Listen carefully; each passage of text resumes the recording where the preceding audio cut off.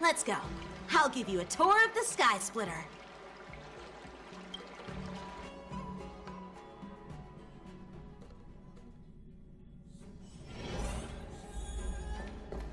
Never mind who they are. Let's just film them.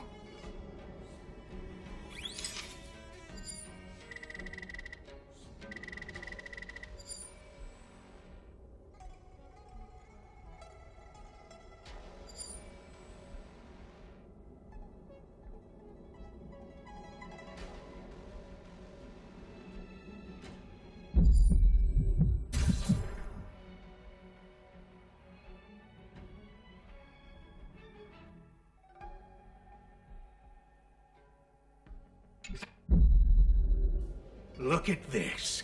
A freight star skiff with enough room to fit at least 20 of my men. I'll let the others know and have them prepare more star skiffs. Once we're past the checkpoint, there will be beast ships waiting for us. Lord Moktok is ready.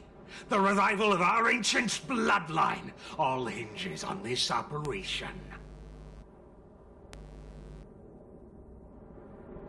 What did he just say?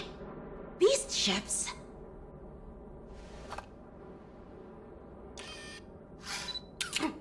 Who's there? It's those brats! I told you to get rid of them, but you didn't listen, you idiot! Wipe them all out!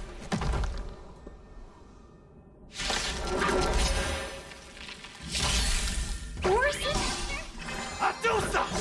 Die, you lowly beast! Bust. Or maybe I'll take it off! Watch your head! No dirty tricks. Until everything burns to ashes!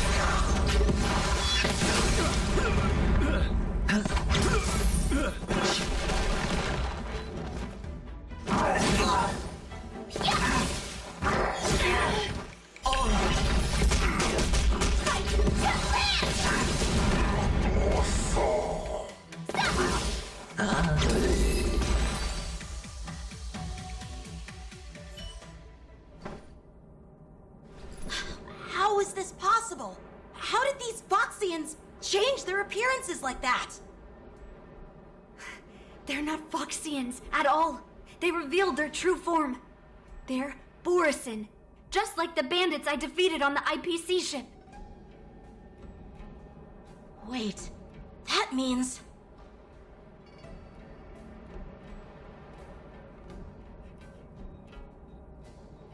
Well, how did the Borisin manage to infiltrate the Xianzhou? It's not just a simple disguise of wearing our clothing and shaving their whiskers. They're somehow able to alter their appearance to be indistinguishable from Foxians. They even have official IDs for the Skyfaring Commission, the Artisanship Commission, and even the Cloud Knights? Let me check this fake Cloud Knight's tag. Maybe it'll give us some clues. Lujun, an officer of the Patrol Defense Squad? Wait! What's the matter? I encountered a patrol officer named Lujun before. It was a few weeks ago, when we were transporting the Borisin prisoners. If they can forge official identities and move around the Xianzhou without raising suspicion... Oh no, this is bad. Even worse. If you find one cockroach on the Express, it usually means... There are more Borisin hiding on the Xianzhou. I bet their plan is much bigger than just stealing information. We've got to report this to the Seat of Divine Foresight.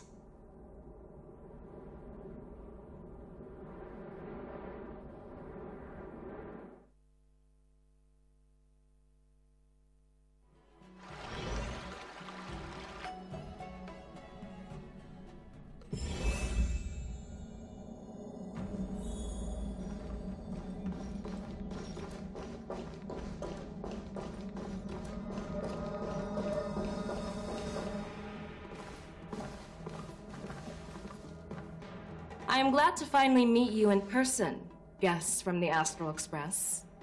I'm Fei Xiao, the General of the Xianzhou Yao Cheng.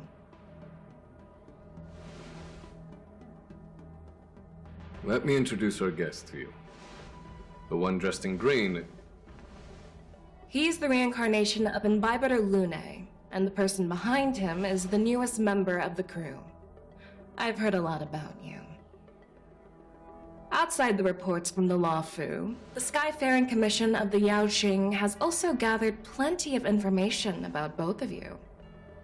I've been eager to meet you face to face for reasons that I'm sure General Jing Yuan has explained, right?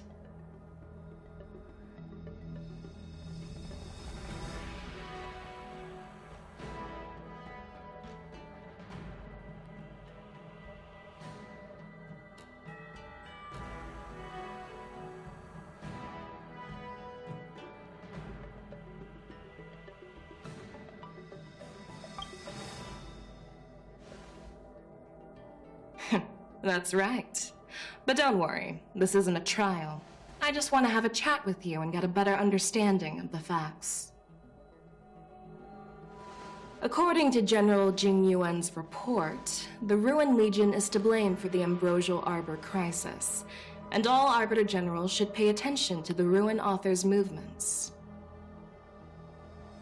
Over the years, the Destruction's minions have wreaked havoc on countless worlds, and the Alliance has been keeping an eye on them, but no one expected them to join hands with the remnants of the Abundance.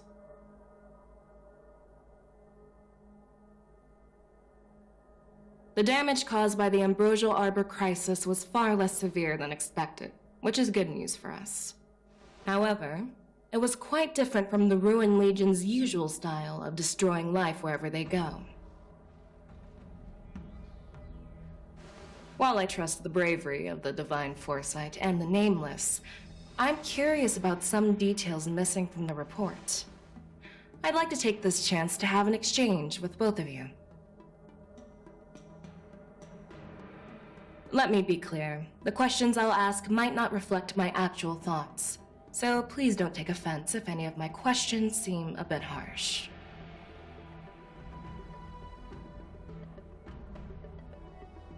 Please go ahead, General. But keep in mind we can only answer based on what we know. And perhaps you already have the answers to your questions in your heart. You have a clever tongue. I like it.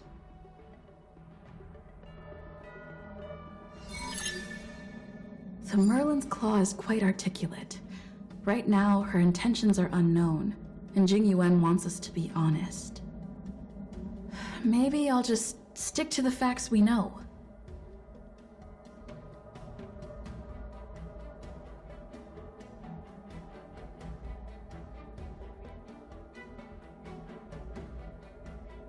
Let's cut to the chase. Before the crisis struck, the Astral Express was guided here by a Stellaron hunter, a wanted felon, in an attempt to resolve the Stellaron crisis.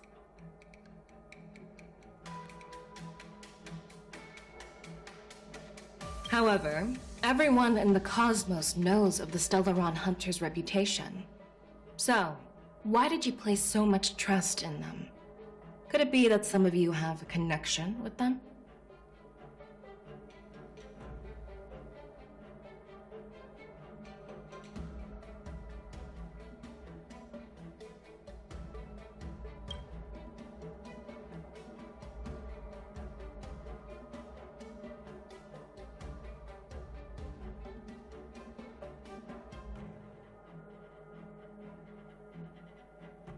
You know what? Maybe I do have a connection with Stellaron hunters.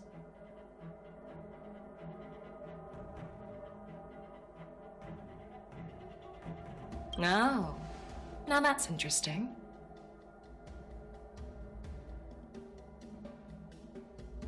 Looks like you're quite close to the Stellaron hunters.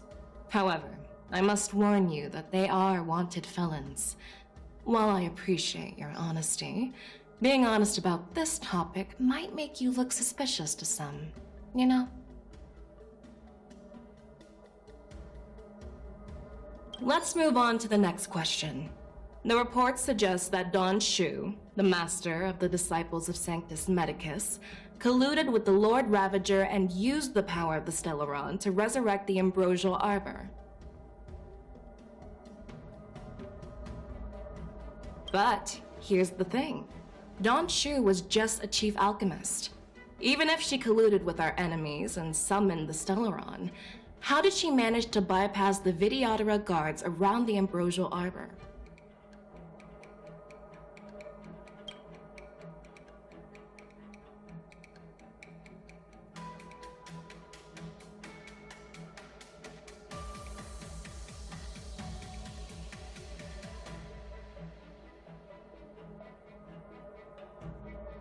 If the Luofu hadn't exiled Dan Heng, leaving the Vidyadhara with no leader, they wouldn't have fallen into chaos, and there wouldn't have been the opportunity to bring the Stellaron to the roots of the Arbor unnoticed.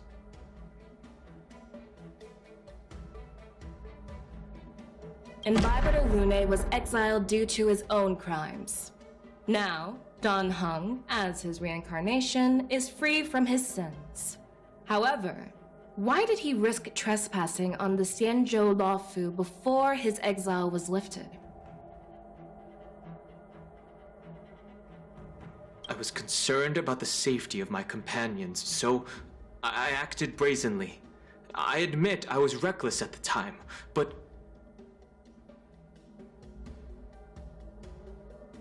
he returned despite everything.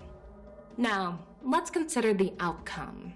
The Arbor was resurrected, and the Luofu required a High Elder to repair the seal and suppress the plague mark. It's hard not to think about the stakes involved, right?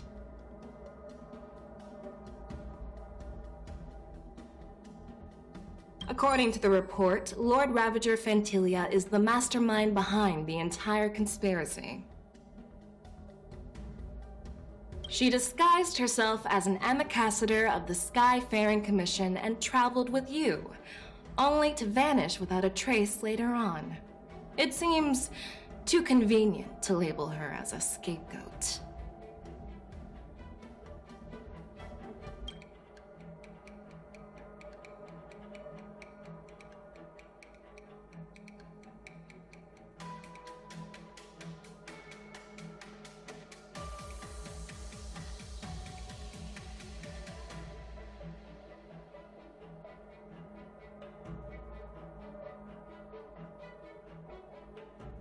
Back then, we were working with Diviner Fu, and she also witnessed Fantilia's true form. You're not going to doubt one of your own people, are you?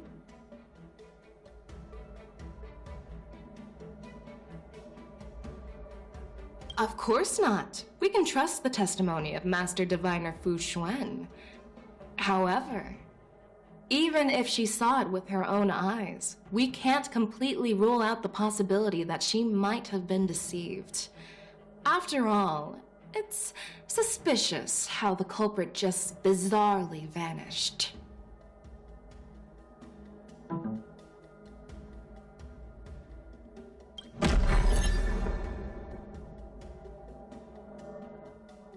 Well, it appears that you are still unable to give explanations for several details about how the Nameless got involved in the Ambrosial Arbor crisis.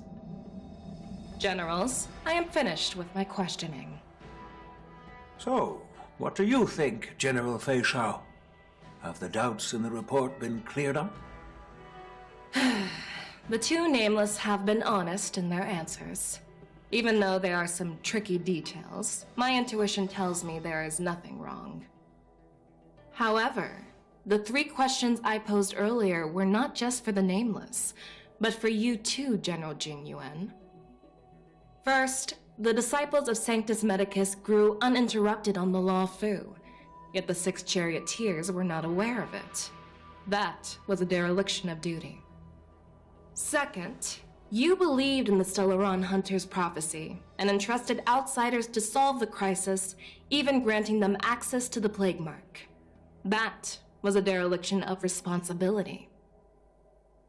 Third, you insist on holding the war dance right after the Ambrosial Arbor crisis, putting the Luofu back in the spotlight. That is a dereliction of wisdom. Merlin's Claw. Is this your line of thinking, or the Ten Lords? From the moment I walked in, I made it clear that the questions I'd ask might not reflect my actual thoughts. The disciples of Sanctus Medicus were deeply rooted and had been plotting for a long time. I admit it was my negligence for not noticing it earlier.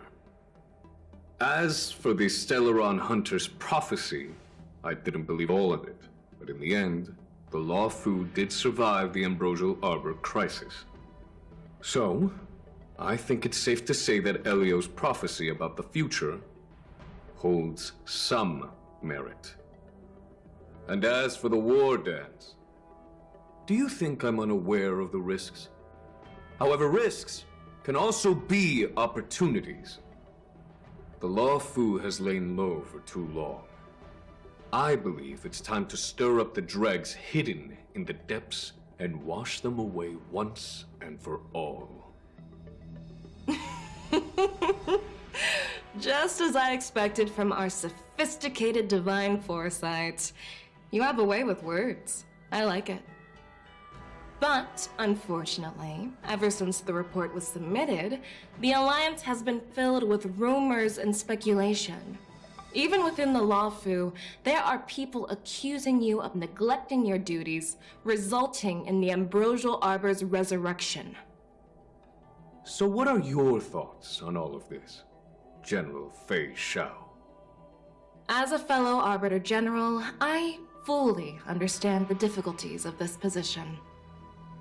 Personally, I think all these rumors are meaningless drivel. Across the sea of stars, the divine foresight knows better than anyone else what happened on the Law Fu and the meaning behind it. Just as what happened on the Xianzhou Yaoqing recently. You mean the Xianzhou Yaoqing is also... The scouts of the Verdant Knights have sent back reports that Borisin are making trouble again. The Borisin packs that were once divided and scattered have started swallowing each other up, forming larger and larger packs. Moreover, there's an entity named Mongus behind it all. An entity? According to the report, this entity isn't actually a Borisin. It's a woman claiming to be the messenger of the Master of Immortality. She's described as having 12 faces and 12 pairs of fangs, as cruel as poison and as elusive as quicksand. The Borisin believe she'll give them a chance to rise again. That's Ventilia. That's right. You're lucky that I'm the one who came this time. If it were the Patina Justice or the Seer Strategist, this conversation might not be so friendly. I've always had faith in my instincts, so I don't doubt your good intentions. But the Alliance has its fair share of questions and doubts about the Law Fu. So, my plan is to come up with an acceptable answer to satisfy the Alliance. What's in this plan, General Fei Shao? General Jing Yuan, you already know what has to be done. But since you don't want to be the bad guy, I'll take care of it for you. You need the final word from the Ten Lords Commission to quell any doubts. And for that, I'll have to ask the two Nameless to visit the Shackling Prison.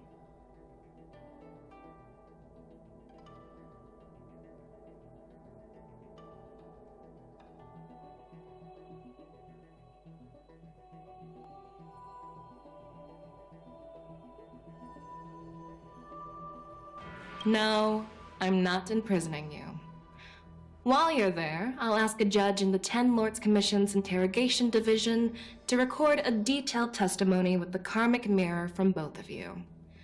We'll fill in the gaps that weren't covered in the report and silence any protests within the Alliance. I'm okay with that.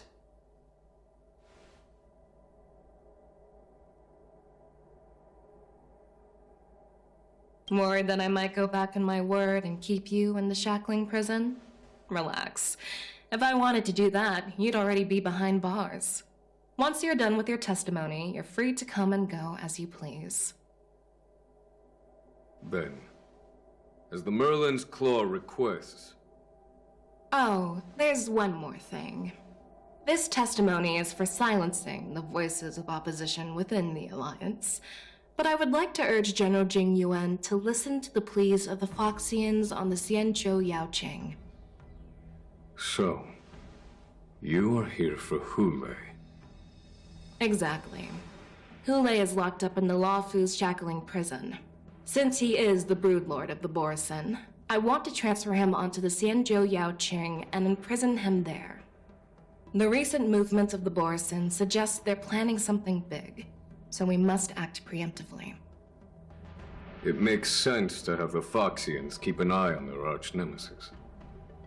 Since you trust my judgment, I'll repay that trust. What do you think about all this, General Huayan? I was worried this would turn into a heated argument, but it seems like both of you are on the same page, solving each other's problems. I couldn't have asked for a better outcome. And as for